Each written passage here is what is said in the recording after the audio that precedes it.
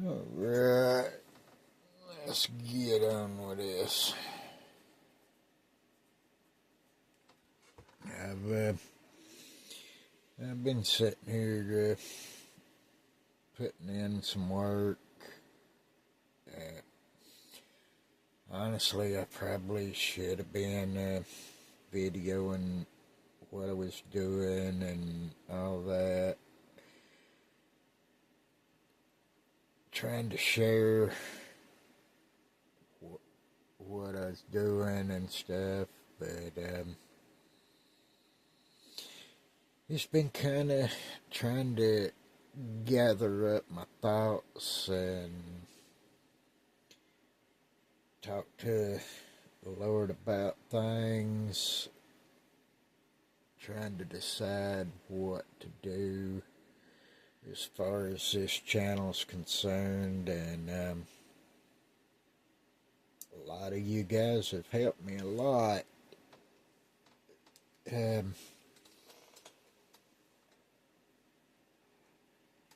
lot of the comments that I've gotten made me feel really good about continuing to try to do this. And to be honest, guys, it's gonna be up to the Lord what happens, because I continuously got things outside of the YouTube stuff out into the real world that is possibly going to interfere with all of this. I don't know where it's all going, but I know I've already kind of told you guys the way I feel about where we're at in this world right now. I honestly don't see things being allowed to go a whole lot further.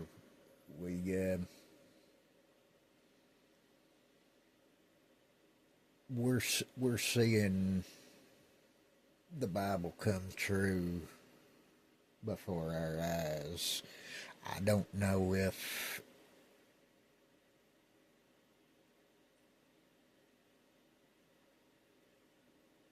our leaders are forcing God's hand to prove the Bible, because they've been trying to prove it wrong all of my life. Scientists have absolutely done everything they could do to try to prove it wrong, and they had never been able to do it. So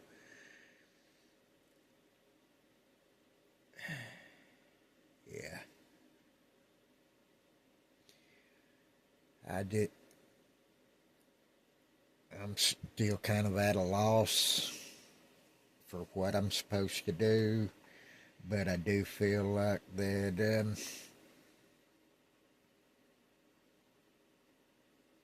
he's trying to tell me something. I just ain't seeing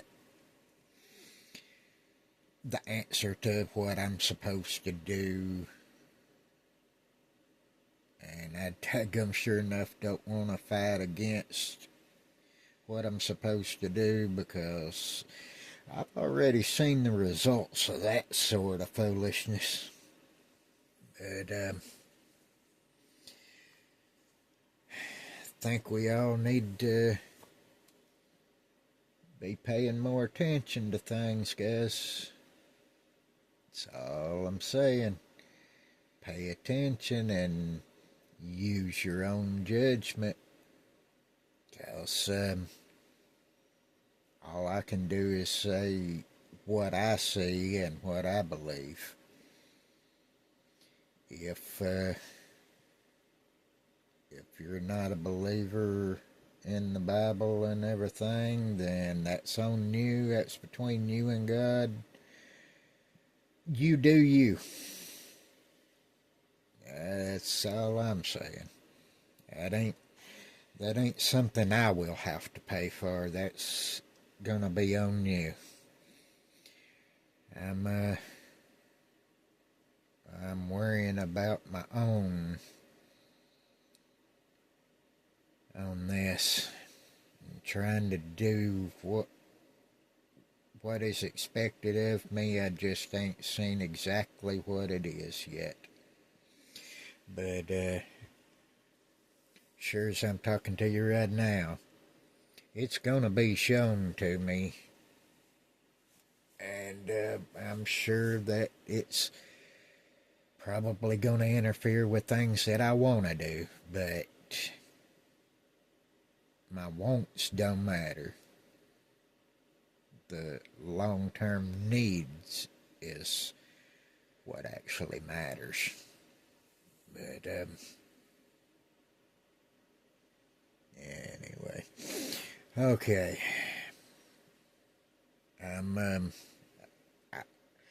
As I said, I've been doing a little work, and I don't know if it is some sort of really good paint or if it was powder coat or what it is that are on these slot car wheels.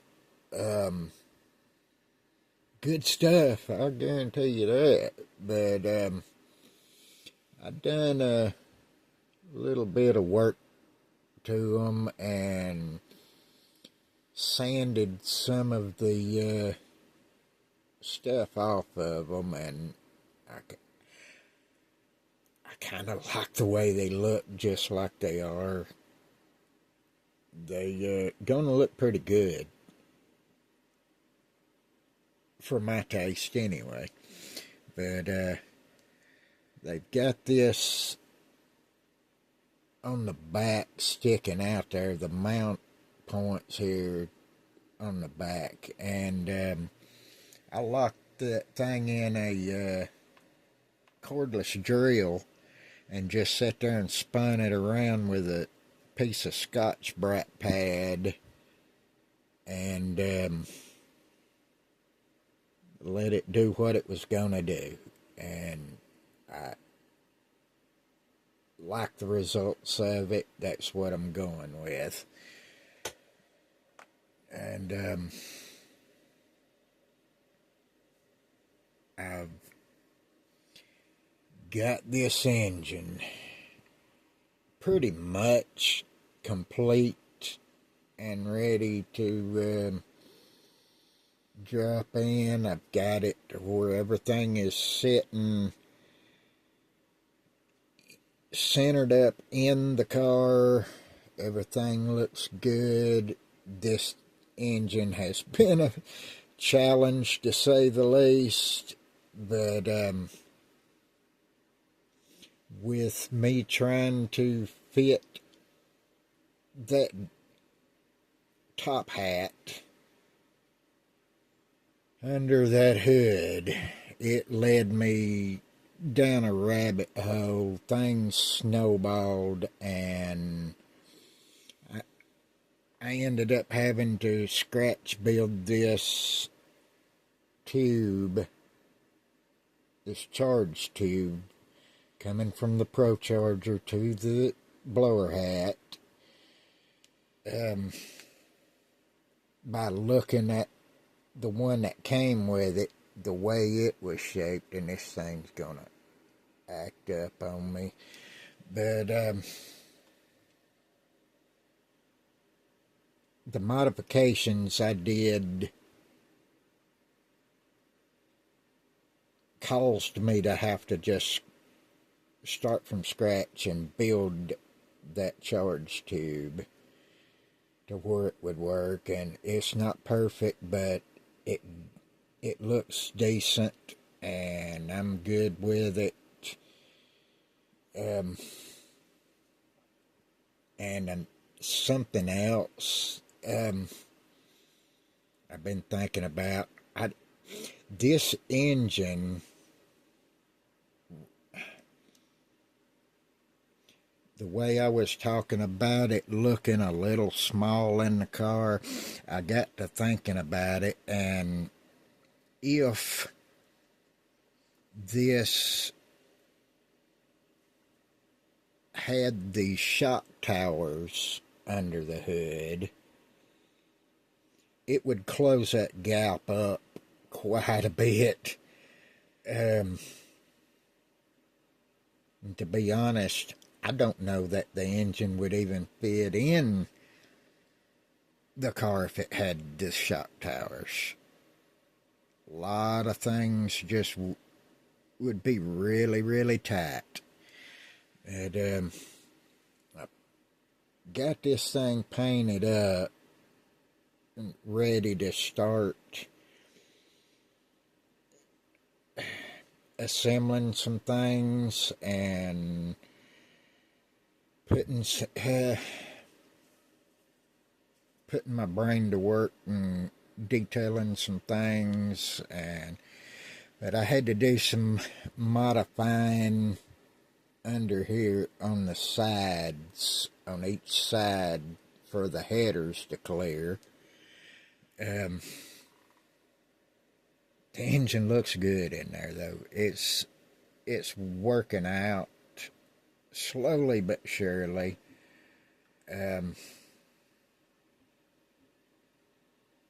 I just got to stay calm and patient and not get in a hurry. I've had to redo my chrome, my valve covers and blower hat and intake and stuff up. Had to paint most of it twice, and then the valve covers ended up having to be done 3 times because there was something going on with something that I was doing wrong. But as you can see, I mean, it looks good in there to me. And I've actually, on most of these cars, there's a K&N filter back here on the back side of the ProCharger where it pulls air in down there. I got to look, and I don't have enough room to put a K&N filter down there because of the header and the valve cover. So I have scratch built me a tube to go in, hook into the back side of that ProCharger where it pulls the air, and it's going to run up like this right here, and I'm still debating on whether I want to put a K&N filter up there on it and leave it hanging there, or just run a piece of tube to come up right beside the radiator to pull air from the grill.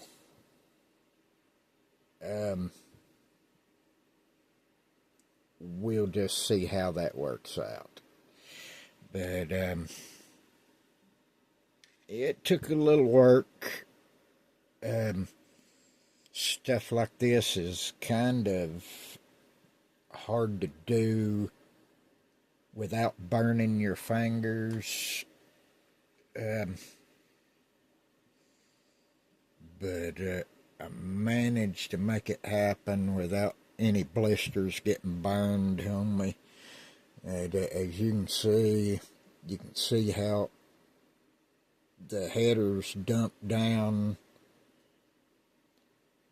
I've got a really good connect point for my exhaust pipes. And I need to keep my exhaust tucked as close as I can to the chassis, and the exhaust is going to be another problem, I promise you.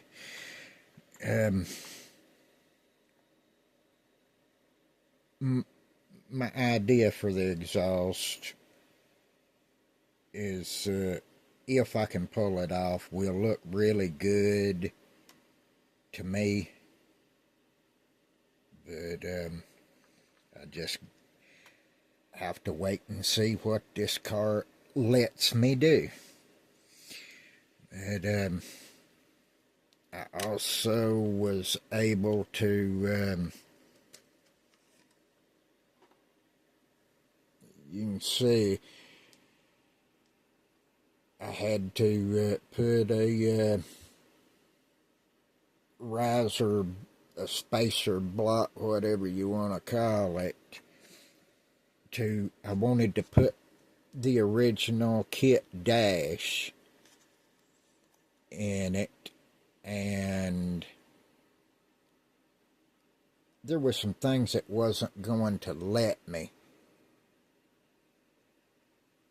It was sitting too low, and I had to cut the little tabs off of the sides, the mounting tabs of the factory dash. But I've got it to where it's going to work out. And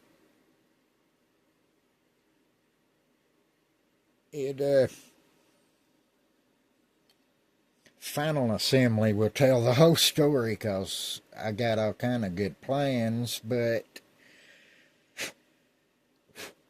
most of the time something happens at final assembly and none of it wants to work. But I've got some of this stuff happening. Finally working on my rear differential, working on how to mount the tires to it and everything. It's as is, it's going to be a little bit loose, and at the moment that's a good thing. I'll wait until I know everything is going to be straight and work, and I can run one size bigger tube, and I already have some right here of the aluminum tubing that will slide over this tube here, and then it will slide into the back of here and be a absolutely killer mount situation. But we're not there yet, so I've got to work out how the distance, once I get the disc brakes on and all of that, to make sure it's all going to set in there the way it's supposed to. And oh guys, I had to work on that hood some more. I really don't like what I had to do, but I'm hoping it looks good when it's painted. I think it's going to look a lot better once it's painted. But that engine sits under the hood now. It's been a lot of work to make that happen. For whatever reason, I just do not like this type of blower hats and stuff sticking up through the hood, because the way you have to cut the holes in the hoods. Most of the time it just looks retarded, don't look good. So I'm going that direction. I've got my front struts and A-arms painted. I got to decide which color I want to paint the coil springs. They're ready to go on. Well, they will be after I decide which color to paint them springs. But got the radiator ready. I don't know if you can but you can see it or not, but there's places on this radiator that you can actually see all the way through. That thing was just that detailed. I've still got a lot of work to do here. And like I said, I've just been thinking about this entire situation a whole lot, if it's meant for me to keep going with this or not, and I'm still not sure, but I'm kind of hoping that I'm able to go back at it with the new format and stuff. But as I said, it's really not up to me. It's really not up to anybody but the Lord, and if there's a way made for me to keep doing this, then I will keep doing it. If things come up that is going to require my prioritizing real world stuff over the YouTube stuff, then I'm going to have to go with what is more important. And I appreciate all of the comments that I have gotten. I've gotten some really good comments. I've got some really good people subscribed to me, and I feel like I owe you guys. And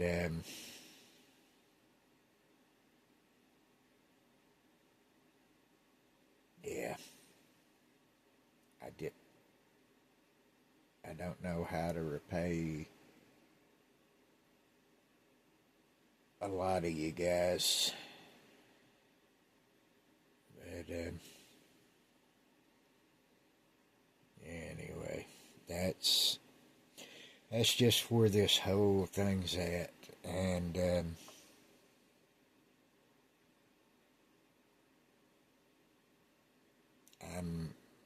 I'm trying, guys. It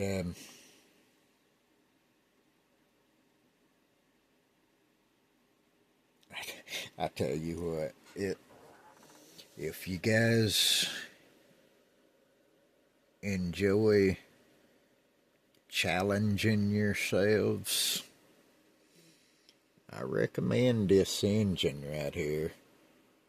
If you're building a hot rod Ford, I recommend you jump on one of these. Oh man, it has been an experience, and To be honest, I wouldn't trade it for any other engine at this point because I survived it. Oh, and yeah. All right. I'm gonna go ahead and cut this one where I'm at here, and hopefully the next one I'll go ahead and start videoing when I start to work, and I can sit here and talk to myself and my imaginary friends and the squirrel and the hamster who lives in my head, and let y'all see some of this. And if you got the patience and steady enough hands, I recommend getting some of those AN fittings from MCV products.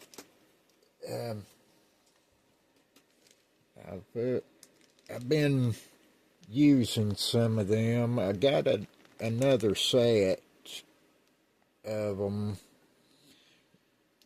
and if you like detailing,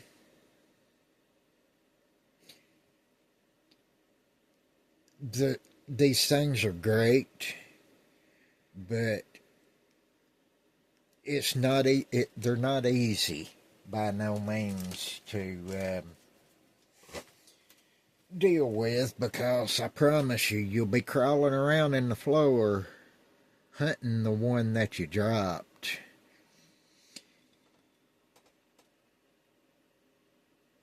More than once. That I can promise.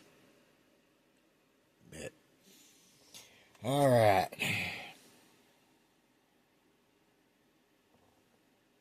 As I said, I appreciate all of you, the support and everything, and we're still trying, guys.